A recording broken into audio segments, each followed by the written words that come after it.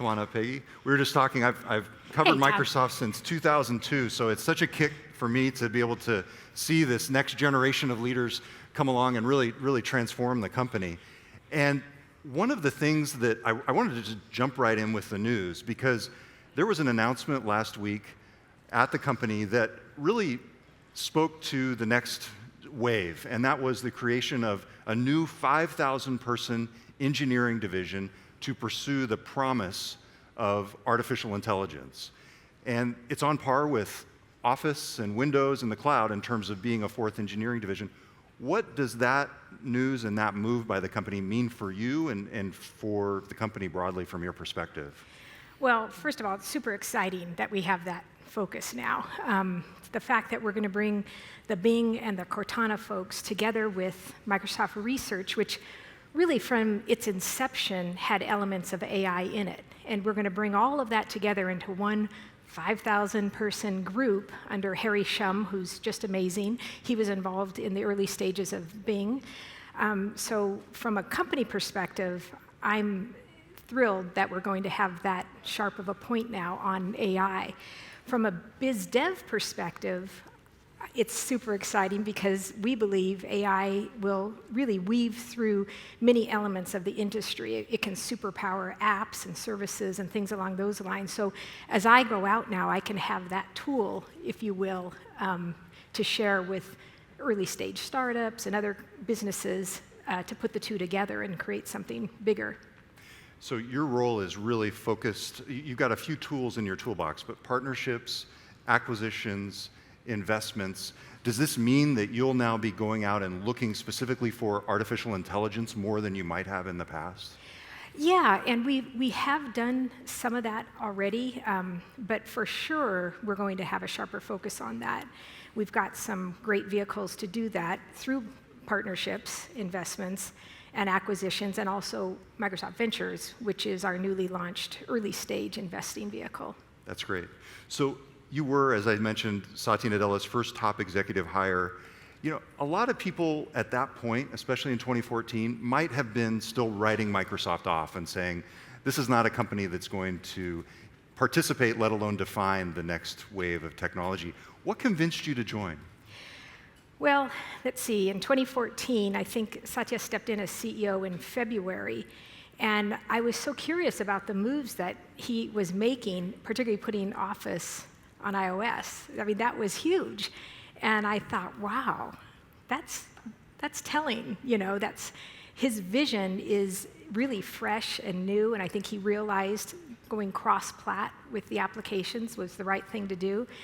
And didn't really do anything with that information until I got a call from a recruiter and really never looked back. I came up, I learned about the vision that he had for the company and his energy and enthusiasm, and I was all in. So have you seen then from that point of joining in 2014 a change since then? Absolutely. In fact, when I got there, we were just starting our focus on really changing the culture. And Satya talks a lot about this growth mindset and going from really a culture of knowing to a culture of learning. He's very inquisitive, he asks questions. That very much aligned with how I like to learn about the industry, tech trends, partners, that sorts of things. And I would say I just crossed 2 years, so in the last 2 years, already there's been a big change on our campus. And I think a change in the industry that I feel is palpable, and I hope others agree. There's been a real shift in, I would say, sort of the enthusiasm about partnering with Microsoft. And I can feel that when I'm out there. I see the change. People are coming around to us saying, you know, I would like you to help with my digital transformation. I'm on the verge of, you know, maybe they're part of an old traditional legacy company and they know they have to go through a digital transformation, and we look like a good partner for that. So let's talk about your job. We talked about those tools. The first one obviously is partnerships. And this is where, honestly, from the outside, it starts to get a little weird. You know, if you look at, for example, Microsoft and Salesforce, I think right now they are the classic example of frenemies. And as somebody who fears the day when his his daughter becomes a teenager, I mean, like, I look at this and I go, that looks really complicated. So Microsoft struck a partnership with Salesforce. Since that point, you've had what appears to be conflict with Salesforce in a variety of different ways. Most recently, Salesforce is opposing the LinkedIn acquisition. How many phone calls have you gotten from Mark Benioff over the last 2 months? He's a big texter. He texts? Yeah, he texts a lot, and we are friends. But in any partnership, for me, it really starts with both sides saying, okay, can we make our life easier for our joint customers? And that's how the Salesforce relationship started. Could we take their application and services along with ours and put them together and take out some of the friction for our customers who were popping in and out of the applications? And we did that. And our customers, our joint customers, are pleased with that. There has been a few things in the press recently, but we never said we weren't going to continue to compete. We do have competing products, but it's the areas of synergy that I like to focus on and bringing that value to our joint customers. Have the press reports been overblown in terms of stating the level of conflict between Salesforce and Microsoft? Or as you say, was this expected from the beginning? Well, Mark likes to tweet, and I think he's got a great personality, and the press likes to pick up on those things. We did respond recently, yep. And I think things have died down, though Dreamforce starts tomorrow, I think. Yep. We may see more out there. But we continue to be partners, and we do compete in some areas, and that will continue as well. We'll both compete as aggressive as we always have in those areas. Is there a company out there that you have not yet partnered with that you would love to partner with? Oh. And I have an idea for you while you want to vamp. What about Apple? Microsoft and Apple have a long history together. I was just talking with Mary Jo Foley about this during the break, and she brought up a great point. Apple has struggled in the cloud. Microsoft has struggled in hardware. Why not get those two companies together? It'd be sort of like bringing the old band back to partners. You want to announce anything here? No, we have nothing to announce. Yes, right now. But we are partners already on some level, obviously, because our apps run cross-platform with them. On the iPhone. And Bing, yeah. But you bring up a good point. I would say, again, going back to sort of the changing culture on the campus, I think we have more opportunity for us in front of us to partner with a whole plethora of companies from small to even the largest. And so we're always looking for opportunities, for sure. Good. Well, let's talk about some news that you have today. So Microsoft Ventures is the company's first bona fide venture fund. You haven't disclosed the size of the fund yet, but today you're announcing that you've made so far, since May, 13 investments in a wide variety of companies. These are 10 of them here, and a couple of them are brand new. Teammate and Cognitive Scale have never been announced before, and I believe Aqua might be a new one as well. Another security company, right? Tell us about Microsoft Ventures. Why'd you invest in these companies, and what does this represent? Well, when I first arrived at Microsoft, I noticed that we didn't have a corporate venturing arm for early stage investments, so largely A through C, sometimes D, that we had at Qualcomm. Yep. And we were very fortunate at Qualcomm. It gave us this early view into technologies, business models, interesting trends, technologies that maybe that we don't know anything about, that I noticed we weren't in that conversation at Microsoft. And so I teed up the idea, possibly we should be doing this. And Nagraj I hired Nagraj Kashyap from Qualcomm. He came over the first part of the year, and then we officially launched in May. And already, I believe it's given us that view that we were looking for. We're in the conversation. We're in the discussions with the VCs, with entrepreneurial companies that, before we might have had ad hoc discussions with, but now we're actually in the deal flow. We get to see these technologies. We've shared with the companies what areas we're looking at, things that accrue to our cloud, things that might integrate to Office 365, things that might grow the Windows or the HoloLens ecosystems. All of these sorts of areas we're looking at. People know that, and they now have a place to come when there is an interesting early stage startup. And it's been great. So tell us about the different focus areas here. Is there one particular area where we talked about machine learning and artificial intelligence, but is there one particular area where you see more investments happening in the future, and is that reflective of the market as well? I mean, definitely, like one of the new ones up there, cognitive scale, and both AI and machine learning, which really cut across all of our products and services at Microsoft. We'll have a focus on that. There's some fun ones up there. Kahoot is great education software. Right. Is it like gamifying education? Yeah, it's like gamifying. And the other day we have a management meeting every week at Microsoft, and the education team was coming in just sharing the latest with us, and we all played Kahoot for a few minutes. Amy Hood was very, very good, I must say. Amy Hood, the Chief Financial Officer at Microsoft. She was very good. But it's basically a fun way to learn. It's the gamification that K through 12 kids have in a ton of classrooms all over the world. So it's not just in the US. And so we've had a great deal of interest in sort of increasing the focus on the classroom experience, and Kahoot's a good one that does that. Another fun one is Comfy. Yes. This one allows you at work to change the temperature of your workspace. And the company's really super interesting. They use machine learning to relearn what people want the temperature around their office. And they found that it's really only plus or minus 2 degrees that causes the angst. And so not in my office. Is it much wider? It is. And I think a lot of people. But so that's interesting. So it's machine learning to understand the ideal temperature of the room. That's a really good example. And you have input into it. So it could be that, one area of the building is a little bit colder than another area, and people can input just from their smartphone. All you say is, can you make it warmer or colder? You don't say, by 10 degrees or 12 degrees. And it allows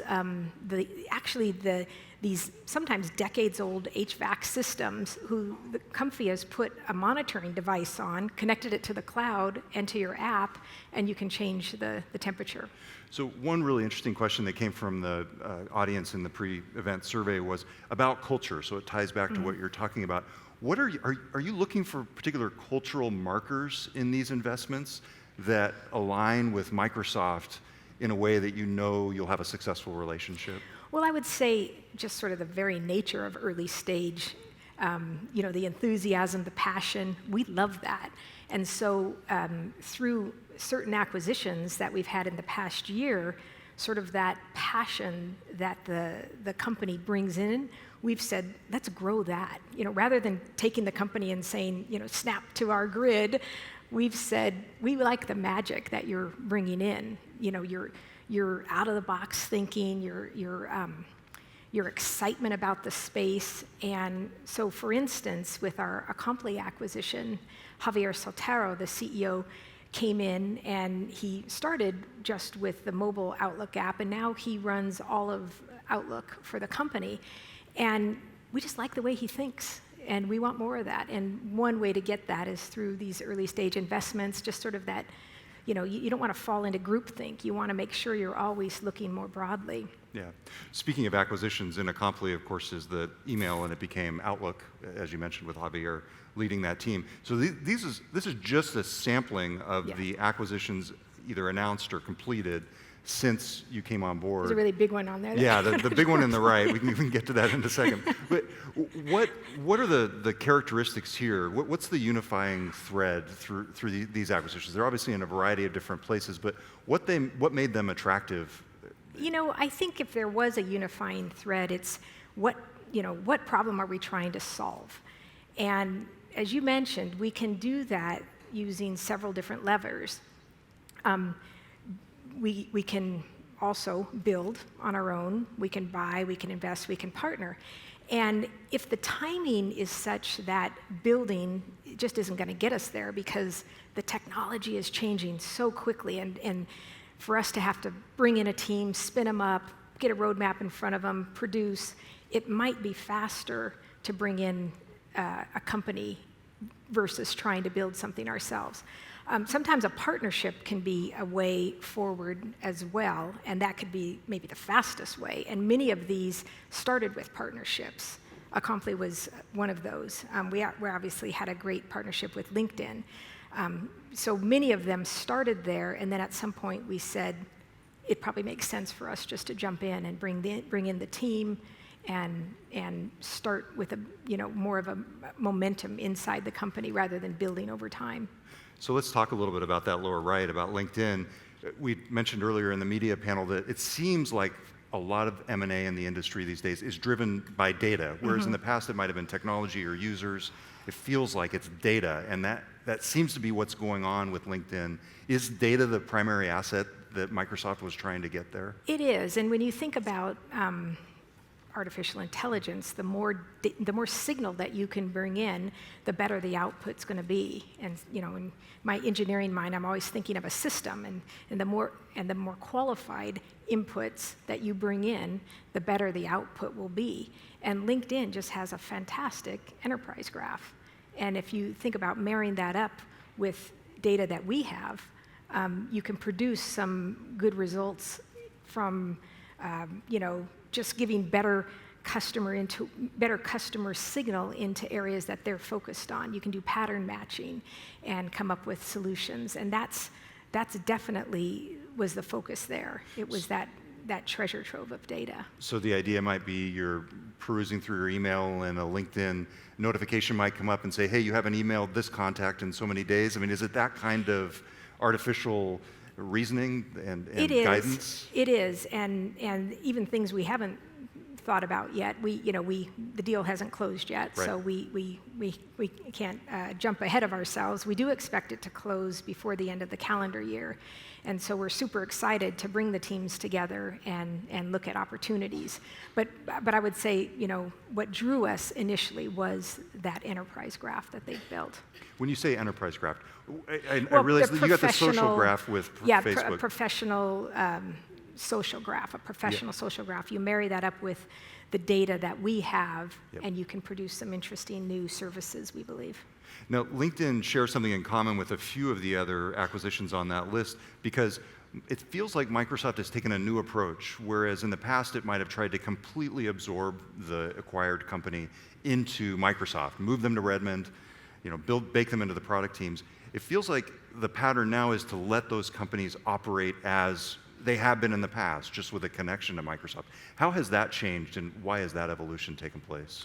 I think a lot of that you'll see we started with Minecraft, and we took a similar approach. Obviously, Minecraft is a fantastic gaming company, and we took a very similar approach and said, keep doing what you're doing. It's very good. We want to integrate where it makes sense, but from that point forward, I think you'll have seen with many of these, we've done the same sort of thing, and LinkedIn will be the same.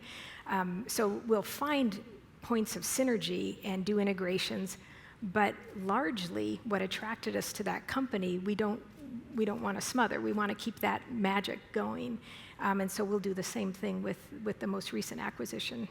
Okay, that's great. Let's talk about the future, because I know that's a big part of your job, thinking about what's coming up next, and I think some of your partnerships and investments speak to this. When you look at the next generation of technology, are there specific areas that you're most bullish about? We talked about a lot of different things earlier this morning. Yeah. So I think this infusion of AI into applications, that's really one of the pillars of our AI strategy, infusing AI into applications in order to create better outcomes for our customers.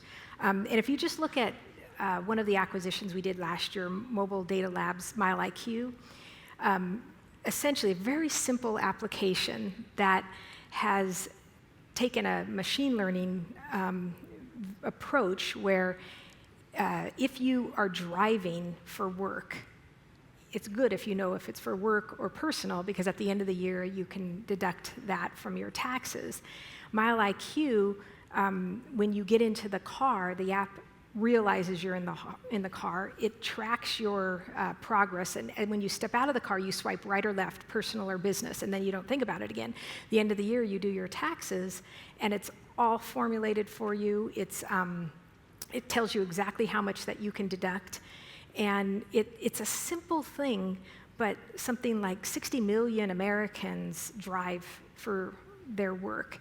And they found, I think the app is $60 a year for a subscription to it, and their users save an average of $6,000 on their taxes by accurately and concisely understanding which of their trips were business and which were personal. And when you think about it, if you're a small business, at the end of the year, you're trying to figure all that out. It's difficult, and this sort of just took care of all of it. So the infusion of AI and machine learning into sort of everyday applications and services, I'm really excited about. And it seems like Microsoft is in a really unique position there because of Office.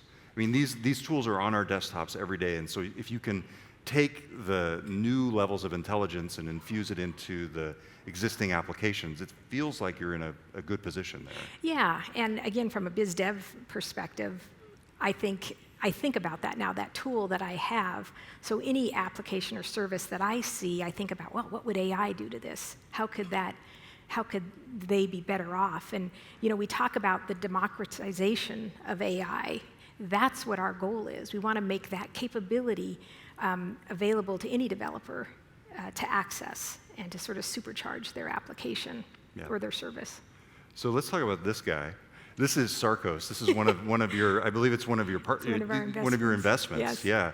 This is a robotic exoskeleton. Right. So I know this is like robotics. Robotics is one thing that I know that you're excited about. What about robotics, or maybe this particular application gets you excited? Well, what's interesting about the whole space, robotics, is it is just an application of the Internet of Things, but they do have special needs and inputs and outputs. And we said, we have a tool set full of things that could help this industry. And so early on, we started working with Sarcos, and eventually we've made an investment into the company. But clearly, these things want to be connected to the cloud. They want to be able to be controlled. And so we worked with them. We actually, I thought about bringing their snake. They have a snake, Sarcos snake, that goes into hazardous situations, and it has a camera on it, and it has little pincher claws in the front.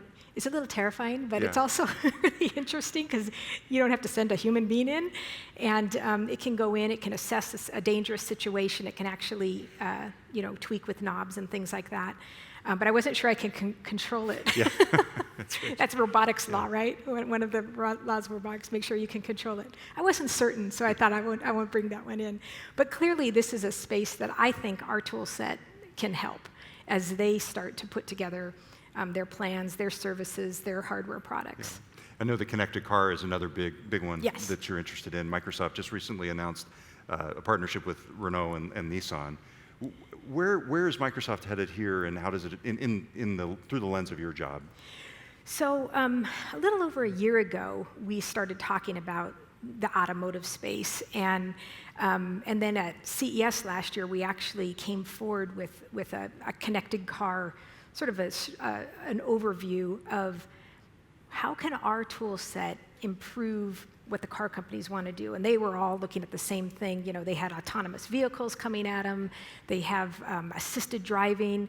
They all were in a different space. And we said, rather than saying how can, the cloud or productivity help you, we said, look at our entire tool set and what can we do to enable what you're trying to do. And so we made a number of announcements there, and this was the most recent one, Renault Nissan, connecting their vehicles to the cloud. They have a number of services they want to bring to their drivers, and they needed to be, they want it to be enabled. And what's great about this partnership is they do what they do well, the hardware, we do what we do well, and we're just bringing our two sets of expertise together to create a better user experience for our joint customers. We talked about this earlier. Are you a believer in the self-driving car? Do you think that's going to I am, yeah. You're not, because there is still some skepticism out there. What would you say to a skeptic to convince them? I believe we're going to look back and say, can you imagine, remember when we used to drive cars ourselves? Years ago, I remember saying to my parents, remember we used to get in the back seat of our car and not put seatbelts on? Who does that now? Nobody. But I think that's how we'll be with with self-driving vehicles will be, can you believe we left it in our hands to drive? Because I feel that the intelligence that we'll be able to bring in via the cloud to vehicles, they'll be a much better driver than we are. I mean, we have human error to deal with. Yeah, it seems like Microsoft would be poised to try and be the leader in that market, but Google and others have taken the lead instead. Is that an area that Microsoft wants to get into more? I think we are in the business of enabling companies. So as each of these companies, and they're all in sort of different stages of moving through to assisted driving and then to autonomous vehicles. And we want to enable. That's their digital transformation. I mean, when you're a car company and you have Tesla looking at you and folks like Apple looking at you, like, okay, I've got to transform. That's our expertise, bringing someone through their own digital transformation to get where they want to go. And whatever stage they're in, they may be early stage in that, later stage, but we want to be there for them. Yeah. So I think it's important to note you're an example of what many companies are trying to create. You're trained as an engineer and you're an executive leader at one of the top companies in the world. If there was one thing that you could do to change about the tech industry to make it more diverse and inclusive, engineering, executive ranks, what would you do? When I think about diversity, I think about diversity of thought. And that, by its very nature, means you should be talking to the most diverse set of people possible. That's how you're going to get different thought. I never want to fall into groupthink on anything. And so when I look at my own team, I want to have diversity embedded into the team because I want the different perspectives and people who come from different backgrounds and all weighing in a different way. And so to me, that's the value of diversity, is that it brings this diversity of thought. And I think a lot about it just in the products that we develop because, again, because our customers are the world. I mean, our mission is to empower every person and organization on the planet to achieve more. That's basically the world, right? So if I'm going to be pleasing those customers, I need to understand who those customers are, and I need to have considered their thoughts and their opinions into the product design. So I think about that a lot when we go to develop products. Do we have diverse teams? Do we have diverse design teams as we start in? And so that's what's most important to me, to make sure that we bring in all aspects of that. Does your experience as an engineer inform the decisions you make on the partnership or the M&A front? I think when I think about my background as an engineer, I always think of it as solving puzzles.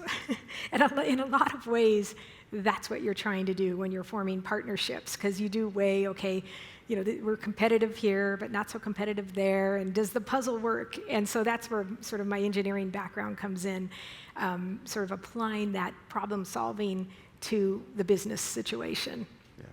Well, Peggy Johnson from Microsoft, thank you very much for being here. Thank you, Todd. It was a pleasure to be here. Yeah. Thank you. Thank you very much. Thanks. I appreciate it.